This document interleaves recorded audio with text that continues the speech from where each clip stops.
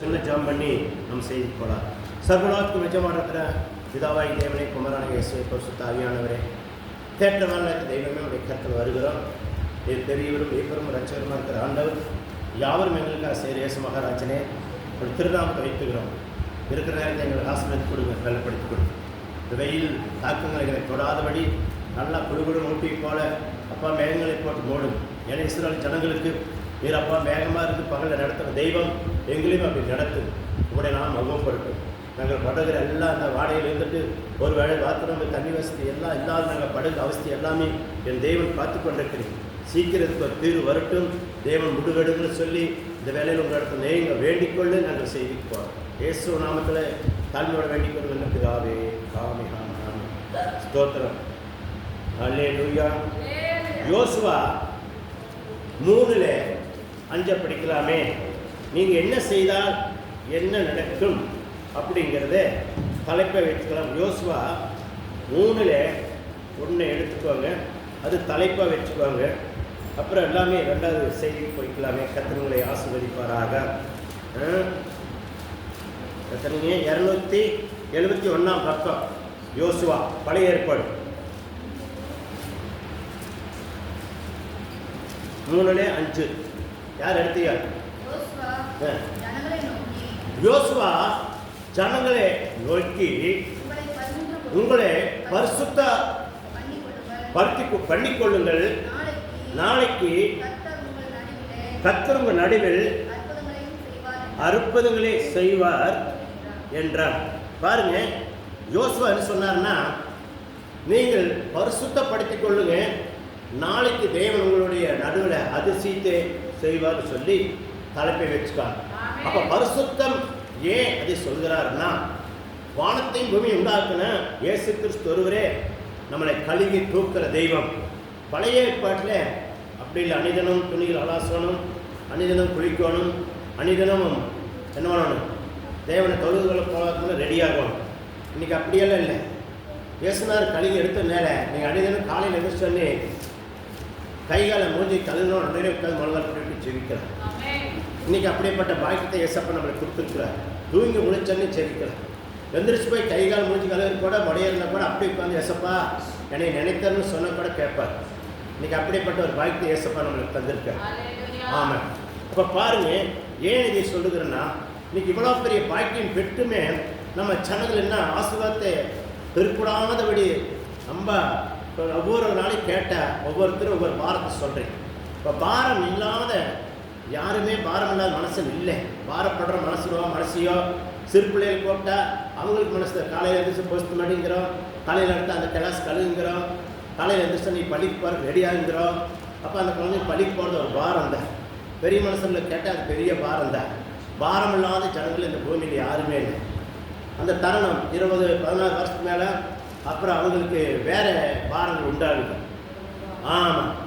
அப்புறம் 21 வருஷம் ஆனால் திருமண பாரங்கள். அது முடிச்சோடனே அவங்க குழந்தை குட்டிக்கு பெற்றுட்டாங்கன்னா இந்த குழந்தைய வளர்த்துறது எப்படி, அது ஒரு பாரம். எத்தனையோ பாரம் இல்லாத மனசு இந்த பூமியில் யாருமே இல்லை. அப்போ இந்த பாரங்களை யார் இடத்துல இறக்கி வைக்கோன்னா, வானத்தையும் பூமி உண்டாக்குன்னு எஸ்னார்கிட்ட இறக்கி வச்சுட்டு நீங்கள் ரவுக இருந்தீங்கன்னா போது தேவன் உங்களை ஆசீர்வதிப்பார். பாரம் இல்லாத மனசு, அது எல்லாமுக்கும் ஸ்தோத்திரம் சொல்லணும். எவ்வளோ பெரிய பிரச்சனை வந்தாலும் ஸ்தோத்திரம் சொல்லிட்டு இது பூலோகத்தில் இருக்க வரைக்கும் எல்லாம் இருக்குதான் செய்யும். இது ஒரு பாரமே இல்லை. இந்த காரியத்தை நம்ம நினைக்கூடாது நினச்சிங்கன்னா அதே உங்களுக்கு பெரிய ஆசீர்வாதம் மாறி. உண்மை எதுங்க, விசுவாசிக்கணும். இது ஒன்றும் பண்ணாதுங்கிற எண்ணங்கள் வரணும். அதனால தான் இயேசுநாதர் சொன்னார், மத்தேயு 18:28 சொன்னார், வருத்தப்பட்டு பாரம் சொல்லிட்டு நீங்கள் எல்லாரும் என்னிடத்துல பாருங்க, உங்களுக்கு இழப்பாறு தரும்னா. ஏன்னா வருத்தத்தை போக்குறவர் இயேசு. அப்போ நம்ம பாரத்தை அவர் இடத்துல இறக்கி வச்சாச்சுன்னா நாம் என்ன பண்ணணும், அந்த எண்ணங்களை கொண்டாடாதபடி பார்த்தாத்த நம்ம நல்லா இருப்போம். பாருங்கள், 2வது ஒரு வசனம் நம்ம படிக்கலாம். நல்ல அந்த பாரங்கள் எல்லாம் குறையணும், தேவ வார்த்தை பிரகாரம் நம்ம நடக்கணுங்கிறதுக்காக நான் உங்களுக்கு சொல்லித்தாரு. அப்போ பரிசுத்தம்னா என்ன? அனிதனும் மனங்கால் படி விட்டு ஜெபிக்கிறதா பரிசுத்தம்.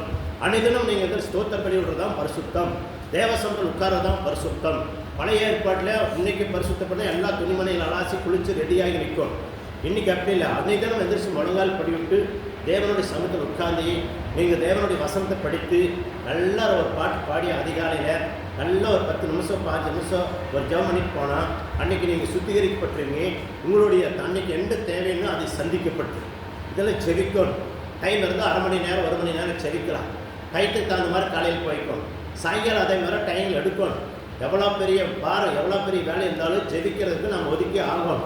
செவத்தை நிறுத்தக்கூடாது. சாப்பாடுக்கு எப்படி டைம் ஒதுக்குறோம், தூக்கத்துக்கு எப்படி டைம் ஒதுக்குறோம், எங்கேயாச்சும் போகிற வாரம் கல்யாண காட்சிக்கு எப்படி டைம் ஒதுக்குறோம், அது மாதிரி இது அனிதனும் தேவனுக்காக டைம் ஒதுக்கி நம்ம செய்யும்போது தேவன் நம்மளை ஆசீர்வதிக்க வல்லவராக தருவார். யோசுவா 1:8 படிக்கலாமே. யோசுவா 1:8 269 பக்கம் சொல்லிடுறேன் நீங்கள் எடுத்துக்கிறதுக்காக. யோசுவா 1:8 இந்த நியாய பிரமாண புஸ்தகம் உம்முடைய வாயை விட்டு பிரியாது இருப்பதாக இதில் எழுதி இருக்கிறபடியெல்லாம் நீ செய்ய கவனமாய் இருந்து இரவும் பகலும் அதை தானித்துக் கொண்டு இருப்பாயாக. அப்பொழுது நீ உன் வழியை வாக்கு பண்ணுவாய். அப்பொழுது நீ புத்திமானாய் நடந்து கொள்வாய். ஏன்னா தேவன் அதுதான் சொல்றது. இந்த வேதம் அப்பெல்லாம் வேதவை அதிகமாக அன்னைக்கு வேதம் கிடையாது இஸ்ரவேல் ஜனங்களுக்கு. அதனாலதான் யோசுவா சொன்னது என்னன்னா, நீங்கள் இன்றைக்கு பரிசுத்தப்படுத்திக்க, நாளைக்கு அரிசி காமிச்சு ஒவ்வொரு நாளும் அவங்களை வழி நடத்த வேண்டியது. இன்னைக்கு வேதம் உங்கள் கையிலேயே இருக்குது. வேதத்தை நீங்கள் அடிதினம் எந்திரிச்சு ஒரு வேதத்தை படிக்கணும். படித்து தேவனுடைய வார்த்தை என்ன சொல்லுதுன்னு சொல்லி அது பிரகாரம் நடக்கும்னு சொல்லி ஆர்வத்தோட தாகத்தோடு இருந்தீங்கன்னா அந்த தாகத்தை கர்த்தர் என்ன பண்ணுவார், கண்டிஷனும் உங்களுக்கு நிறைவேற்றுவார். அதுக்காக தான் தேவனை கர்த்தர் இயேசுனார் என்ன பண்ணார், பூலோகத்தில் வந்து உங்களை என்ன பண்ணார், அவருடைய சிலுவையில் ரத்தத்தை சிந்தி கடைசி ஒரு பொட்டு ரத்தத்தையும் தண்ணீரையும் என்ன பண்ணார் கொடுத்தார் நம்மளுக்கு. அந்த ரத்தம் உங்களை தினசரி நீங்கள் முழங்கால் படிவிட்டு இயேசுங்கிற நாமத்தை சொல்லி ஜெபிக்கும் போது நீங்கள் சுத்திகரிக்கப்பட்டிருங்க. அன்றைக்கி பொழுதும் உங்களுக்கு என்ன தேவையோ அது அவரே கூட இருந்து வழி நடத்துவார் அந்த ரத்தம். அப்படியேப்பட்ட நாமம் படித்து தான் இயேசுனார். அப்போ இந்த பிரமாணத்தில் எழுதியிருக்கிறது பிரகாரம் நீங்கள் கற்றுக்கொள்ளணும். அது பிரகாரம் நடப்பணுங்கிறக்காக அது பாருங்கள் எழுதி வைத்திருக்கிறது. இது பிரகாரம் நடக்கும்போது தேவன் உங்களே அப்படியே வைத்து செய்வாரா. ஆமே. ரெண்டாவது பாருங்க, அப்போ போன வாரத்தில் ஒரு மனுஷனை பற்றி உங்களுக்கு ஒரு பரிசுத்தவானை பற்றி வேத்தில் வந்து உங்களுக்கு எடுத்து காட்டினேன். இந்த வாரத்திலையும் ஒரு பரிசுத்தவானை பற்றி நான் எடுத்து காட்ட விரும்புகிறேன். அதுலேருந்து நம்ம செய்தி எடுத்து போகலாமே. இப்போ உங்களுக்கு ஆலோசனை தான் கொடுத்துருக்கிறேன். இந்த செய்திக்கு போக பாருங்கள். 2 நாளாகும் 14:11 படிக்கலாம். ஏன் நேற்று வாரம் ஒரு மனுஷன் எவ்வளோ அவனுடைய வேதனை சொல்லி அவன் ஆசீர்வதிக்கப்பட்டான்னு சொல்லி நேற்று வாரம் பார்த்தோம். இந்த வாரம் இந்த மனுஷன் என்ன வேதனை சொல்லி அவன் ஆசீர்வதிக்கப்பட்டு அவன் தப்பி வைக்கப்பட்டு அவனை வாழ்ந்தான்னு சொல்லி இந்த வாரம் ஒரு பரிசுத்தவானை பற்றி நம்ம பார்க்கலாமே. 558 பக்கம் பழைய ஏற்பாட்டில் 558 பக்கம் 2 நாளாகும் 14:11 6 இடத்தை படிங்க பாருங்க. ஆசா தன் தேவனாய் கர்த்தரை நோக்கி கூப்பிட்டு, கர்த்தாவே பலனுள்ளவனாகிலும் பலனற்றவனாகிலும் உதவி செய்து உமக்கு லேசான காரியம். எங்கள் தேவனாய் கர்த்தாவே எங்களுக்கு துணை நின்றும் உம்மை சார்ந்து உம்முடைய நாமத்தில் பாருங்க ஏராளமான இந்த கூட்டத்துக்கு எதிராக வந்தோம். கர்த்தாவே நீர் எங்கள் தேவன், மனுஷன் உம்மை மேற்கொள்ள விடாதே அப்படின்னு அர்த்தம். மனுஷன் தேவனையே மேற்கொள்ள ஞானம் படைத்தவன், அறிவு படைத்தவன். அதனாலதான் தேவ ஞானத்தை தேவன் கொடுத்தாரு. 6ஆவது நாள் எதுக்கு படித்தாலும் 6 அறிவு படித்தவன். 6 அறிவு தேவனையே மேற்கொள்றதுனா உங்களை என்னை மேற்கொள்றதுக்கு ஈச்சி அல்லையா. நீங்க நல்லா புரிந்து கொள்ளணும். ஒவ்வொரு மனுஷனையும் மேற்கொள்றதுக்கு என்ன ஒரு மனுஷனால முடியும். கொஞ்சம் ஞானம் இல்லாத பெண்ணாக இருந்தாலும் ஆணாக இருந்தாலும் இருந்தீங்கன்னா மனுஷன் டெக்னிக்கலாக உங்களை மேற்கொண்டு உங்கள் இடத்துல இருக்கிற பொருள்கள் எல்லாம் கொள்ளையடிச்சுட்டு போக முடியும். உங்கள் இடத்துல இருக்கிற ஆஸ்தி புரிஞ்சுட்டு போக முடியும். உங்கள் இடத்துல கீழே உங்களை விழுக்காட்டுருக்கு அவனுக்கு வெளியே எல்லா வழியும் அவன் தெரிஞ்சு வச்சிருப்பான். அதை நீங்கள் புரிஞ்சு கொள்ளணும். அது ஏன் நீங்கள் ஜெயிக்கணும்னா வானத்தையும் பூமியை படைத்த தேவனிடத்துல நீங்கள் ஞானத்தை கேட்கணும், அறிவை கேட்கணும், பலனை கேட்கணும். தேவனே இந்த உலகத்தில் இருக்கிற ஒவ்வொரு மனுஷனும் ஒவ்வொருத்தருக்கும் ஒவ்வொரு ஞானம் உண்டு. அந்த ஞானத்தினால அவன் எதையும் செய்யறதுக்கு அவன் நினைச்சிட்டு இருப்பான். அவனுக்குள்ள ஒரு சாத்தான் பூந்து அவன் எப்படியும் தந்திரம் பண்ணுவேன். ஒருத்தரை கொலை செய்யணும் கொலை செய்வான், ஒருத்தர் ஏமாத்தணும் ஏமாத்துவேன், கொடுப்பேன், ஒருத்தர் கண்ணில் மனகுடி அடிக்கணும் அடிப்பேன், என்ன பண்ணணும் பண்ணி அவன் என்ன பண்ண சொத்தை கூட அவளர்ச்சி போற காலங்கள் ஓடிக்கொண்டு. அதனாலதான் இது சொல்றான், ஆசாப்பு தான் நல்லாவே ஜெபிக்க காரியத்தை சொல்லி ஜெபிக்கிறான். தேவனே மனசன் உண்மை மேற்கொள்ளாதபடி அவனை விட்டு விடாதீங்கன்னு சொல்லி அவன் ஜெபிக்கிறான். அப்ப மனசன் பாருங்க, போன வாரம் ஒருத்தர் சொன்னான், அவன் எப்படி சொல்றான்னா, தேவனே என்னை ஆசீர்வதித்து என்னை எல்லையை பெரிதாக்கி தீங்கு ஒரு நாள் துக்கப்படுத்தாதபடி என்னை காத்தருன்னு சொல்லி போன வாரம் அவன் வேண்டிக் கொண்டதை நம்ம பார்த்தோம். இந்த வாரம் இந்த மனசன் இந்த பரிசுத்தவான் என்ன கேட்டுக்கொள்கிறான், தேவனே தேவனுக்கே சொல்லி அறிகுறி சொல்ற, தேவனே மனசன் உண்மை மேற்கொள்ள விட்டு விடாதீங்க. தேவனுக்கே அவன் அறிகுறி ஏன் சொல்றானா, அந்த சூழ்நிலைகள் ஏற்படுகிறது. அப்ப ஆமா, யார் ஒரு மனுஷன் எத்தனை இருந்த அவன் மனசனையும் என்ன பண்ணுவேன் போராடி ஜெயிச்சான், தேவனோடையும் போராடி வரைக்கும் ஜெயிச்சிருக்கிறான். புரியுதுங்களா? தேவனோடையும் போராடி ஜெயிச்சிருக்கிறேன், மனசனோடையும் போராடி ஜெயிச்சிருக்கிறான். அப்ப அதனாலதான் ஆசாப்பு சொல்றேன், மனசன்மை மேற்கொள்ள விட்டு விடாதீங்க அப்படின்னு என்ன அர்த்தம்? அப்படின்னு என்ன அர்த்தம்? அப்ப தேவனோடையும் ஒருத்தன் போராடி ஜெயிச்சுட்டான், மனசோடையும் போராடி ஜெயிச்சுட்டான். அப்படிப்பட்ட ஜனங்கள் இருக்கிறதே முன்குறித்தி அதில் ஆதிகாலத்தில் இருக்கிறனால இங்கே என்ன பண்ணுங்க 2 நாளாகத்துல இந்த காரியத்தை ஆசாப்பு சொல்லி ஜெபிக்கிறான். நாம நினைக்கிற மாதிரி ஆசாப்பு தான் சொல்லி ஜெபிக்கான் இல்லை, அதுக்கு முன்னையே அந்த காரியம் நடந்திருக்கிறது. நடந்ததுனாலதான் தேவனிடத்துல அவன் அப்படிப்பட்ட காரியத்தை சொல்லி தேவனிடத்துல அவன் வேண்டுதலை செய்கிறான். இல்லையா? சரிங்களா? மனசனோடையும் போராடி தேவனோடையும் போராடி தேவனையும் ஜெயிச்சு மனசனையும் ஜெயிச்ச ஒரு மனசன் இருக்கிறான். அவனுடைய பேர் என்னன்னு உங்களுக்கு தெரியுமா? தெரிஞ்சு சொல்லுங்க பார்க்கலாம். சொல்லுங்க, எத்தனை பேர் இருக்கிறீங்க சொல்லுங்க. ஏப்போ புரிஞ்சுட்டேன். சரி, ஒரு ஆள் மட்டும் தான் வாய்ப்பு. எல்லாருமே என்ன வேத படிக்கிறீங்க, எவ்வளோ ஞானமாக இருக்கிறீங்கன்னு சொல்லி நான் இதுதான் புரிஞ்சுக்கணும். டக்குன்னு சொல்லணும். இப்படி நான் சொல்லிட்டு இருக்கும் போதே நீங்கள் என்ன உங்கள் மைண்ட் அங்கே போயிடணும். அப்ப என்னன்னா, அப்ப அதெல்லாம் நடந்ததுனால இங்க சொல்றாப்புல இந்த மனசு என்ன சொல்றான்னா, தேவனே உண்மையும் மேற்கொண்டிருக்க மனசு மேற்கொள்ள பார்ப்பான், நீங்க விட்டு விடாதீங்க. இந்த ஏராளமான கூட்டத்துக்கு மத்தியில உங்களுடைய நாமத்துல நாங்க உண்மை நம்பி வந்தோம்.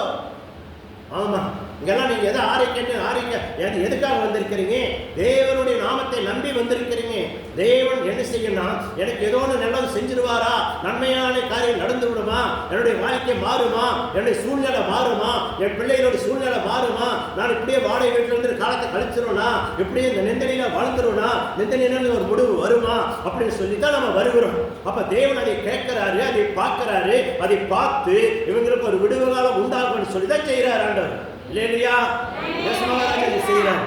ஆமா, தேவ ஜனங்கள் தேவனுடைய பரிசுத்தவான்கள் அதை நம்பிய ஓடர் பிள்ளைகளுக்கு ஒரு விடுவு காலத்தை கர்த்தர் தந்தாரு. தாவீதுக்கு தந்தாரு, ஈசாக்கு தந்தாரு, ஆபிரகாமுக்கு தந்தாரு, அப்புறம் என்ன பண்ணுங்க, அப்புறம் எலியாவுக்கு தந்தாரு, எலிசாவுக்கு தந்தாரு. பாருங்க எத்தனை பேருக்கு அம்மா விடுவு காலம் வந்தது, காத்திருந்த ஜனங்களுக்கு வந்தது. தாவீதை நினைச்சு பாருங்க, எவ்வளவு நிந்தனை. தாவீது பழிப்பான், ஒரு அடி வித்தியாசத்தில் நிற்கிறான், அவன் உயிரை பொறிக்கிற அளவுக்கு அந்த சூழ்நிலையுமே அதுல இருந்து விடுதலை ஆக்கி அவன் ராஜாவை உட்கார வைக்கிறார் தேவன். இல்லையா? அந்த தெய்வத்தை தான் நீங்களும் நானும் ஆதாரிக்க வந்திருக்கிறோம். அந்த தெய்வத்தோட சத்தியத்தை கேட்கத்தான் நம்ம வந்திருக்கிறோம். அப்ப உங்களையும் என்னையுமே ஒரு விடுவு காலம் வரும்னு சொல்லிதான் வருகிறோம். அப்ப நீங்க எப்படி விசுவாசிக்கிறீங்களே அப்படியே உங்களுக்கு ஆக கடவுது. எத்தனை பேர் வேணா வரலாம், எத்தனை கொள்ளைப்பொருள் வேணா வரலாம், யாரு வேணா உங்களுக்கு விரோதமா எழும்பலாம்.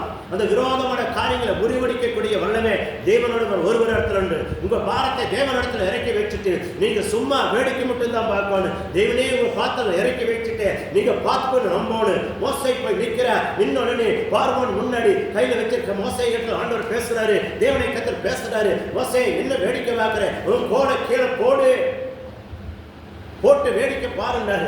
அந்த கோல் சர்ப்பமா மாறிச்சு. அவனுக்கு அங்க இருக்கிற எல்லா மந்திர விதிகள் அவனுங்களுக்கு போட்டாலும் எல்லா சர்ப்பங்கள் வந்தது. அத்தனை சர்ப்பங்களையும் இந்த கோல் எடுத்து விழுங்கிட்டு ஏப்பம் போட்டு நின்னது. இல்லையா?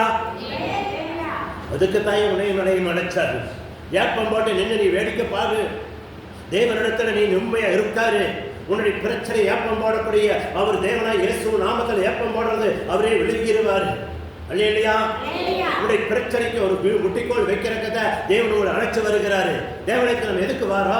முட்டிக்கோள் வைக்கிறதுக்கு தான், முடிவு வர்றதுக்கு தான் வைக்கிறாரு. கர்த்தருக்கு மகிமைண்டாட்டு. பாத்தீங்களா, ஆசாப்பு இப்படிப்பட்ட காரியங்களை செய்தான். அப்ப ஒரு இந்த மாதிரி ஏன் இது சொல்றேன்னா, ஆசாப்பு ஞானம் உள்ளவனாக இருந்தா அந்த ஞானத்தை பயன்படுத்துறான்னு சொல்லி வேதத்துல பார்க்கிறோம். ஆமென். ஆமென். இதுக்கு நேற்று வார்த்தை பார்த்தோம். அவனும் அதே போல ஞானத்தை பயன்படுத்தினான், அவன் ஆசீர்வதிக்கப்பட்டான்னு பார்க்கிறோம். அதே போல தேவனுடைய வார்த்தையை நீங்கள் பிடித்துக்கொண்டு இப்படித்தான் இருப்பானுங்கிற ஒரு முடிவு வந்துட்டா, நீங்க அப்படி வாழணும்னு நினைச்சா கர்த்தர் கண்டிஷனா உங்களோட பட்சத்தில் நிற்பாரு, உங்க வலதுகரத்தில் நிற்பாரு, உங்களுக்கு தேவைகளை சந்திப்பாரு, உங்க வாழ்க்கையில் என்ன செய்யணும் முடிவு எடுப்பாரு. ஆமென். அல்லேலூயா. ஆதியாகமம் கர்த்தருக்கு மகிமை உண்டாட்டு. இந்த யாத்திராகத்திலே 6:1 படிக்கலாமே. யாத்திராகம் 6:1 பக்கம் பழைய ஏற்பாட்டிலே யாத்திராகத்தில் எடுங்க. சீக்கிரம் 6:1 படிங்க. அப்பொழுது கர்த்தர் மோசேயை நோக்கி, நான் பார்வோனுக்கு செய்வதை இப்பொழுது காண்பாய். வலத்த கையை கொண்டு அவரை போகவிடு. பலத்த கையை கொண்டு அவர்களை அந்த தேசத்திலிருந்து துரத்தி விடுவான். என்ன அடைச்சு வச்சிருக்கிறேன், கட்டி வச்சிருக்கிறேன், அவங்க அடிமையாக்கி வச்சிருக்கிற அவனே அவனுக்கு வரக்கூடிய பிரச்சனையை கண்டு, அவனுக்குள்ள வருகிற துன்பத்தை கண்டு நீங்க போனா போறதை துரத்தி விடுவான். அதே போலதான் உங்களுக்கு கிரி செய்யற பொல்லாத ஆவிகள், நானே போயிடுறேன், இந்த வீட்டில் இருக்கிறதுக்கு எனக்கு தகுதி இல்லை, இந்த வீட்டுக்குள்ள உட்கார்றதுக்கு எனக்கு தகுதி இல்லை, போது இந்த வீட்டில் உட்கார்ந்து நான் பட்ட பாடு, நான் பட்ட கஷ்டம், பட்ட துன்பம், ஐயோ இந்த வீட்டில் இருக்க அக்கினியால பயங்கரமா பத்தி எறியுது, இவங்க அனைதினம் முழங்கால் போடுறாங்க, அனைதினம் முழங்கால் என்னை நசுக்கிறாங்க, அனைதினம் கர்த்தருடைய நாமத்தை சொல்லி சொல்லி சொல்லி என்னை அக்கினியால சுட்டரிக்கிறாங்க. நான் வந்து பார்க்கிறேன், எவ்வளவோ முயற்சி பண்றேன், இந்த குடும்பத்தை எப்படியோ படைய சாத்தானுடைய அவங்களுடைய அண்டைக்குள்ள சேர்த்து அவன் திட்டம் போட்டு வந்து பார்க்கிறேன், முடிகிறது இல்லை. அந்த சூழ்நிலை ஆகணும்னா நீங்க செபிக்கிறத நிறுத்தக்கூடாது, ஆசாப்ப போல வேண்டிக் கொள்கிறத நிறுத்தக்கூடாது. அதுக்காக தான் உங்களை வேண்டுதலை செய்ய, 2 வேளை ஜெபிங்க, 2 வேளை துதிங்க. நீங்க விடாதீங்க. நேரம் கிடைக்கும் போதுல தேவ சமத்துல உட்கார்ந்து தேவனை நோக்கி நோக்கி நோக்கி நோக்கி நோக்கி நோக்கி நோக்கி நோக்கி நோக்கி ஓ துதி துதி துதி துதி துதிக்க போது கைகளை கட்டி தேவ மகனே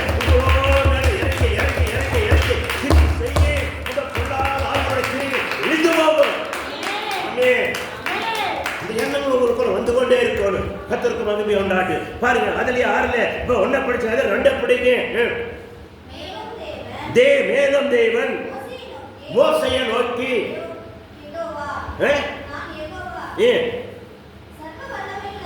சர்வ வல்லமையுள்ள தேவன் என் நாமத்தினால்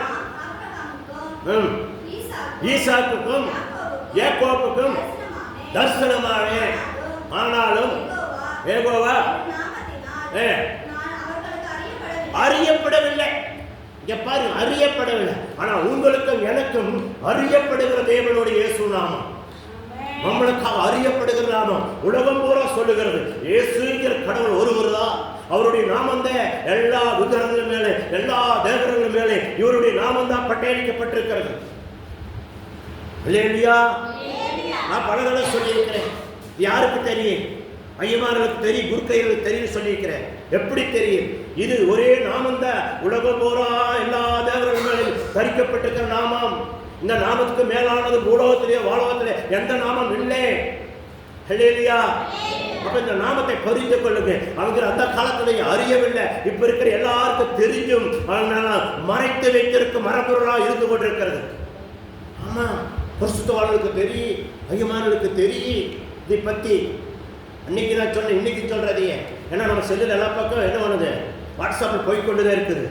ஏன் எப்படி மறைச்சிருக்கிறாங்க? அவங்களே சிந்திக்கிட்டு இருந்தது, அவங்களே சொல்லணும். ஆமா, நாங்கள் மறைச்சு வச்சிருக்கோம் சொல்லணும். அதுக்காகத்தான் நாங்கள் பேசிக்கொண்டிருக்கிறோம்.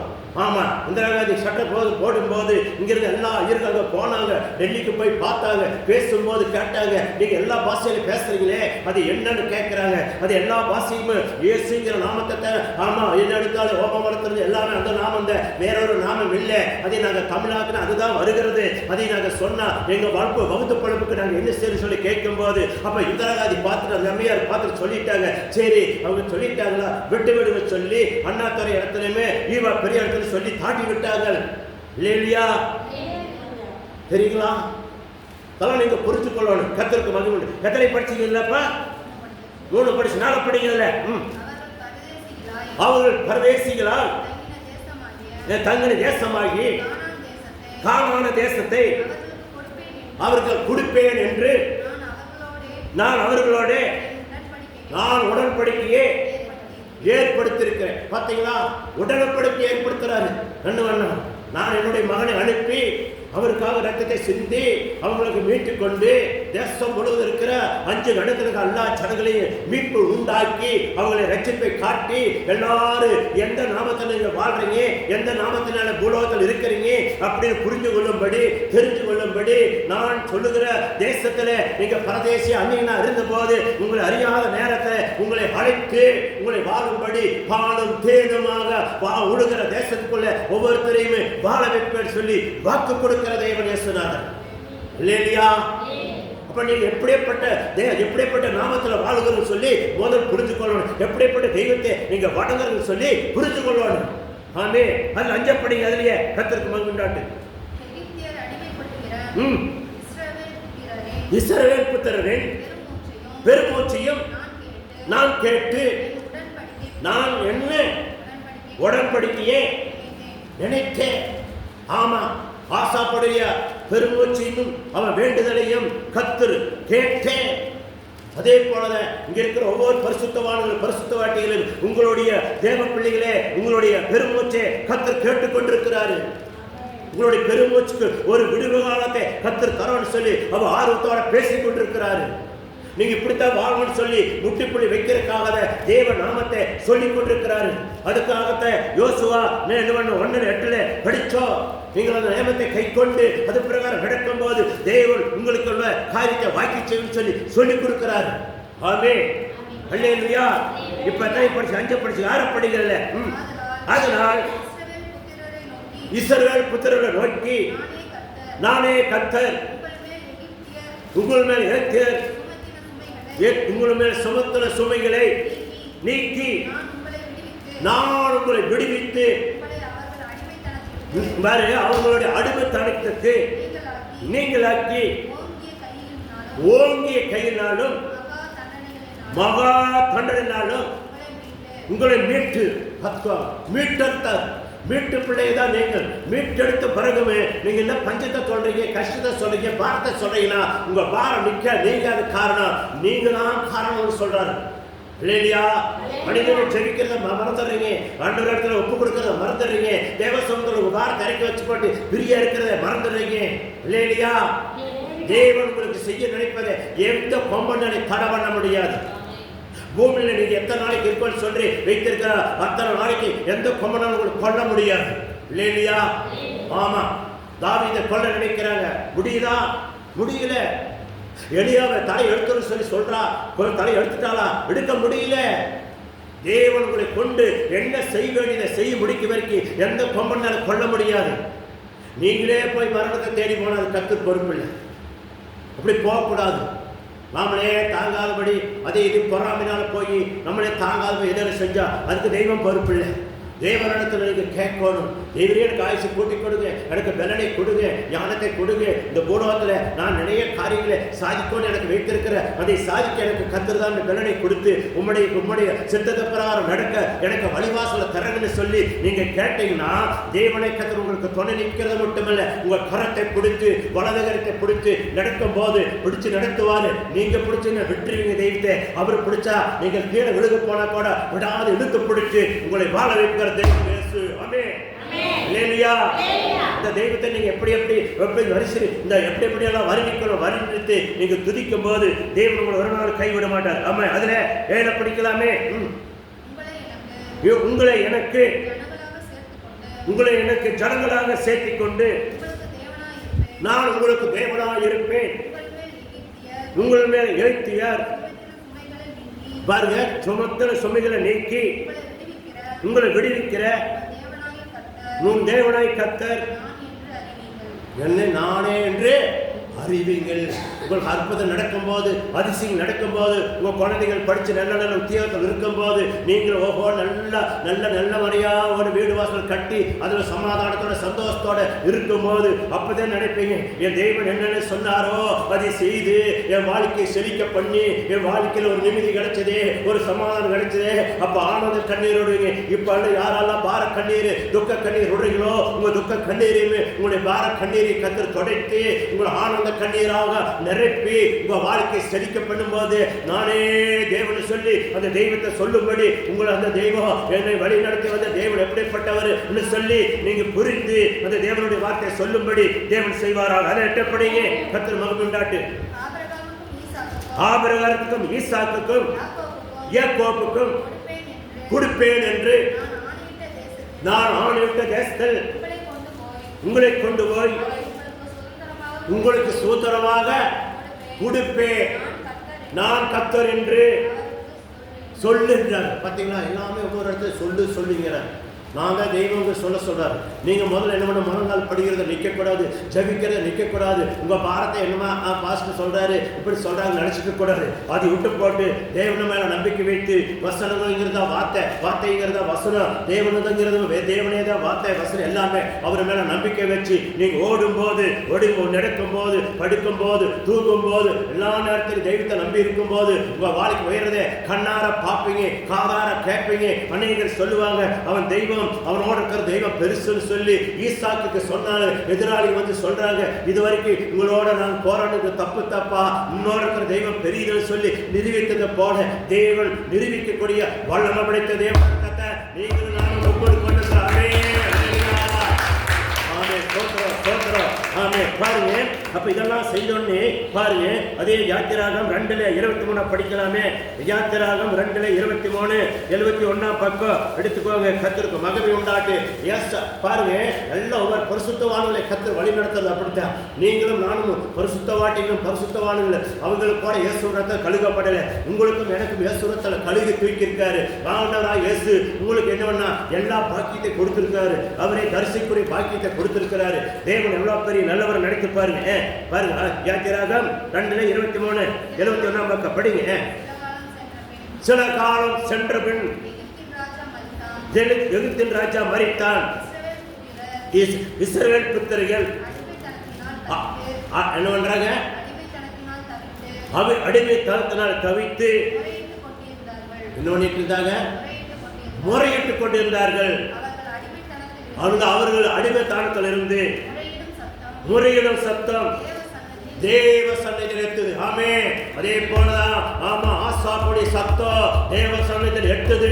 அதுக்கு விடுகாலம் வந்ததை போல உங்களுக்கும் எனக்கும் விடுகாலம் இன்றைக்கே தேவன் செய்தார். முடிவெடுங்க. உங்களுடைய சத்தம், உங்களுடைய பெருமூச்சு, உங்களுடைய ஏக்கம், உங்களுடைய எண்ணம், உங்களுடைய வாழ்க்கையில என்ன பத்தாவது குறை, என்ன சம்பளம் குறையோ, உங்களுடைய வாழ்க்கையில பிள்ளைகளால சொன்னபடி கேட்க மாட்டேங்குதோ, எல்லாமுக்கும் ஒரு தீர்வு கர்த்தர் செய்யறான்னு சொல்லி நீங்க இன்னைக்கோடு உங்களுக்கு விடுகாலம் உண்டாதுன்னு சொல்லி நீங்க செபிக்கும் போது தேவனே முன்னன்னு இந்த காரியங்களை கர்த்தர் வாக்கி செய்யணும்னு சொல்லி இந்த வார்த்தையை கர்த்தர் சொல்கிறதை நீங்கள் கேளுங்கள். கர்த்தருக்கு மகிமை உண்டாட்டு. ஆமே ஆமே, கர்த்தருக்கு மகிமை உண்டாட்டு. ரெண்டாவது 1 பேதுருல 5:7 பக்கம் 321 பக்கம் புதிய ஏற்பாட்டுல. சீக்கிரம் எடுங்க, டைம் போயிட்டே இருக்குது. மடமடன்னு உங்களுக்கு நான் முடிச்சு வெயிலுக்கு தகுந்த மாதிரி உங்களுக்கு கர்வ பண்ணி விரும்புகிறேன். கர்த்தருக்கு மகிமை உண்டாட்டு. அவர் உங்களை விசாரிக்கிறபடியானால உங்க கவலைகள் எல்லாம் அவர் மேல வைத்து விடுங்கள். பார்த்தீங்களா, தேவன் ஒவ்வொரு நாளும் உங்களை விசாரிக்கிறாரு, கேட்டுக்கொண்டே இருக்கிறாரு. ஆமா, கவலைகளெல்லாம் அவர் இடத்துல வச்சிருங்க. வச்சு போட்டு கவலைப்படாதீங்க. கவலையான எண்ணத்தை மறந்து விடுங்க. தேவனத்தில் நீங்க என்ன பண்ணுங்க, கம்பீரமா இருங்க. எல்லா விஷயத்தையுமே தெய்வம் பார்த்துக்குவாரு. ஏன்னா தேவனத்தில் அனிதனை நான் சொல்லிட்டு இருக்கிறேன். தேவனை நீ விட்டு விட மாட்டாரு, என்னை கைவிட மாட்டாரு. ஒவ்வொரு நாளும் எனக்கு வேண்டிய ஆதாரத்தை கொடுப்பாரு. எனக்கு எல்லாம் போதுமான துணிமணியிலிருந்து உங்க உணவுலிருந்து உடுத்த வஸ்திரம் சீக்கிரம் எனக்கு ஒரு நல்ல வீடு வாசல் ஏற்படுத்தி கொடுப்பாரு. சமாதானத்தோட இருப்பேன். என் குழந்தைகள் எல்லாம் கண் முன்னாடி என்ன ஒரு வித்தியாசத்தில் இருப்பாங்க. அந்த குழந்தைகள் எல்லாம் வாடகை பார்ப்பேன். அவங்களுக்கு கொண்டாட சமாதானத்துல நான் சுகபோகமா வாழ்வேன். வாழ்ந்து தேவ சமத்துல நன்றி சொல்லி நன்றி கடனாக தேவனுக்கு நான் இருப்பேன் அப்படி சொல்லி நீங்க என்ன செய்யணும், நினைக்கணும். ஒவ்வொரு நாளும் விசுவாசத்தை வர்த்தி பண்ணணும். எந்த காரணத்துக்கு விசுவாசத்தை நீங்க குறைய ஏற்படக்கூடாது. விசுவாசம் உங்களை மேற்கொள்ளும், விசுவாசம் உங்களை ஆசீர்வதிக்கும். ஆமே. ஆபிரகாரம் விசுவாசத்துல ஐஸ்வர்யனா இருந்தானாம், விசுவாசத்துல வல்லவனா இருந்தானாம். அது போல நீங்க இருக்கணும். ஆபிரகாரத்துக்கு நிந்தனை இல்லைங்கிறீங்களா? நிந்தனை வந்தது. எலியாவுக்கு நிந்தனை இல்லைங்களா? நிந்தனை வந்தது. ஆமா. ஒவ்வொருத்தர் மனிதர்களை கொடுத்தீங்கன்னா பரிசுத்தவான்களுக்கு எவ்வளோ பாடுள்ள மனசுல தான் இருந்தால் பாடுகள் மத்தியில தேவனை தொழுது கொண்டு தேவ சமத்தில் இருந்ததுனால அவங்க எல்லாத்திலும் ஜெயிச்சாங்க. ஜெயிச்சது மட்டும் இல்லை, அவங்களை கடைசியில் கர்த்தர் ஆசீர்வதித்து வெளிப்படுத்துறத பார்க்கிறோம். அதே போலவே உங்க வாழ்க்கையிலும் என் வாழ்க்கையிலும் அதே நடக்கணும்னு சொன்னா நீங்க விசுவாசத்தை முட்டும் விடாத பிடிச்சு கொண்டு ஜெபிக்கிறதை விடக்கூடாது. ஆமா. ஒருத்தர் ஒண்ணு பேசினா 10 பேசுறத மறந்துட்டு நீங்க என்ன பேசாதபடி இருந்து, வாய் இருந்தும் வாய் இல்லாத போல, கண் இருந்தும் கண் இல்லாத போல, மூக்கு இருந்தும் மூக்கு இல்லாத போல, உகடு இருந்தும் உகடு இல்லாத போல. ஆமா. நீங்கள் ஒரு மரக்கட்ட விக்கிரங்களை போல நீங்க காட்சி கொடுத்தாவே போதும். அடுத்தவங்க சண்டைக்கு வரும்போது அல்லேலூயா.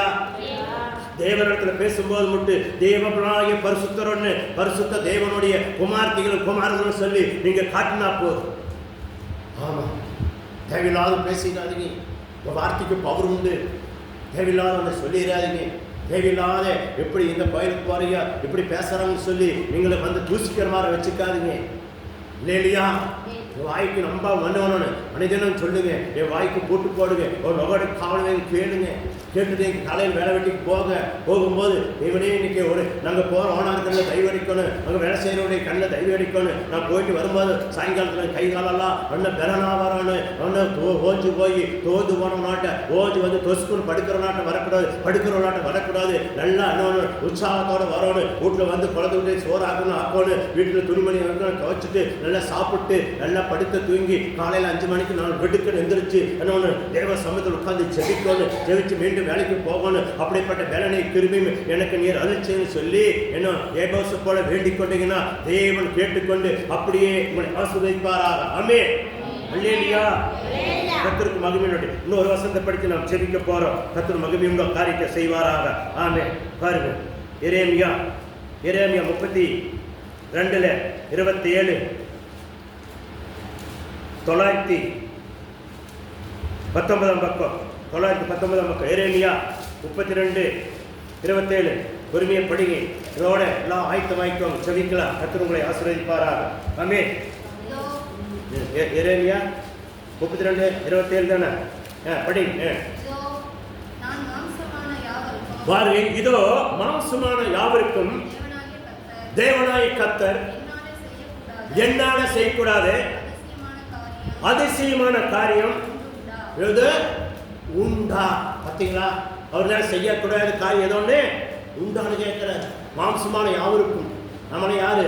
மாம்சமான யாவருக்கும் அதிசயமான காரியத்தை செய்வார், அற்புதமான காரியம் செய்வார். இந்த காரியத்தை கர்த்தர் வாய்க்கு செய்வார்னு சொல்லி இந்த வார்த்தையை நான் அதோட நான் நிறைவா பண்ணுகிறேன். அப்படியே நம்ம முழங்கால் படிவிட்டு கர்த்தருடைய சமயத்தில் நம்ம உட்கார்ந்து ஜெபிக்கலாமே. வெயில் தாக்கம் இருக்கிறனால நம்ம நேரத்திலே முடிக்கிற அளவுக்கு முடிஞ்ச அளவுக்கு நேரத்தில் வாங்க. கர்த்தர் உங்களை ஆசீர்வதிப்பாரா. ஆமென்.